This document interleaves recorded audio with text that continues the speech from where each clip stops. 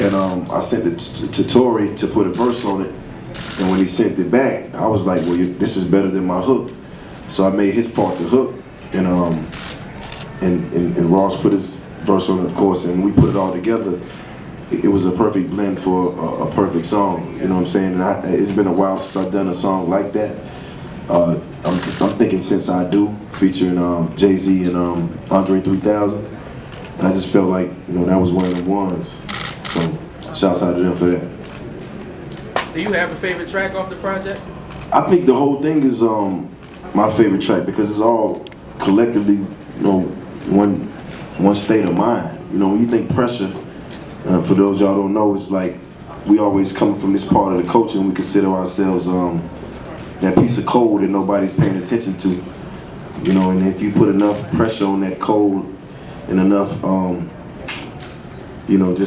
just enough obstacles and things like that, it turns into a diamond.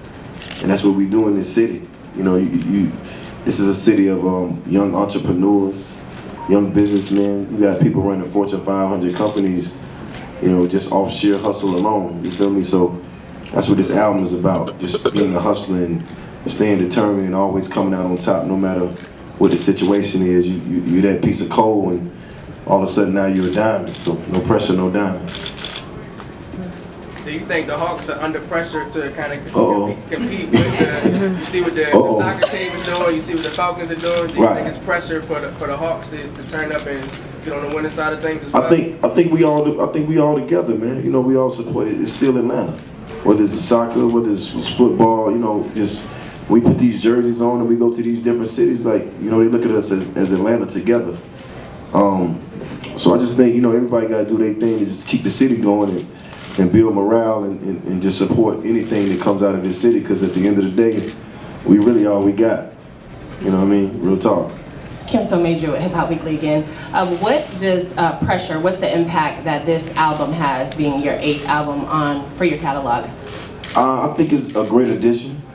It definitely shows that my range is a lot, wider than most might think, because, I've been around since the crunk music era, since the snap era, all these things, but I pretty much stick to my guns and keep my quality the same, as a Sade, if you will, or Maxwell, or somebody who's really into their art. So I try not to just get too much attached to the things that are happening in real time, because, they happen and they're gone, or either they happen and they stay, and if that's not who you are, and you kind of jump on that wagon, it's gonna be hard for you to keep your craft, solid to your base and the people who really love you for what you do. You know what I'm saying? So to me, my music is more about inspiring and motivating and dropping, wisdom and, whatever my adversity was, hopefully that can help you in some type of way. You don't have to really be from the streets. When I hear Michael Phelps say that he listens to my music before he swims, you know what I mean? That's real. When I see a 65-year-old man yesterday at a show I did that was doing the lights and the graphics tell me he's one of my biggest fans, that's a lot. And when I hear President Obama shout me out at a correspondence dinner, that lets me know that my message is being well received, We've got time for 3 more questions. So, it's Kodak from Players Lounge TV. So going back to the American Dream track, how important do you think it is for celebrities like yourself to be active in social times like it is? Well, I would take the word celebrity out of it.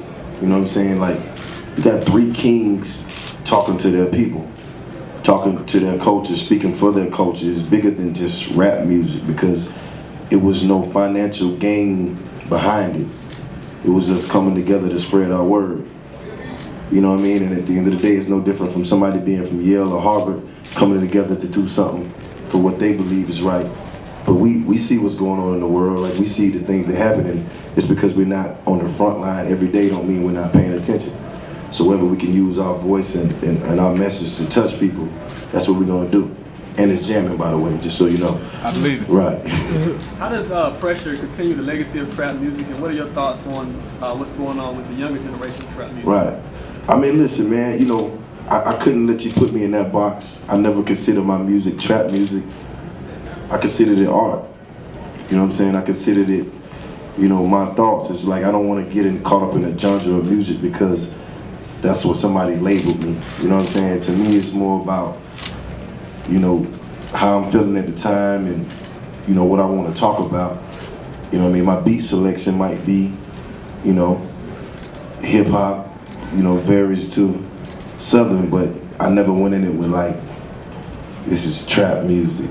You know what I'm saying? It's like, oh, this is real life. And that's what I'm gonna speak on any and every time. If you heard anything I ever said, just know I either saw it, I did it, I felt it, I tasted it, or it happened to me. You feel me? How you doing, sweetheart? Uh-oh. Right. There you go. See that? All you gotta do is ask. Jeezy, we here with the Hawks, of course. Could you tell us what your favorite Atlanta Hawks jersey would be of all time? I think it's gonna be this one I'm unveiling tonight because I'm unveiling it. You know what I'm saying? I would imagine so. That's gonna be a Jeezy throwback. Y'all keep this in the history books. So when they come back and Jordans come out in 2013 or 2020 to match them, just know I unveiled that. Yeah. Thank you, everybody. That is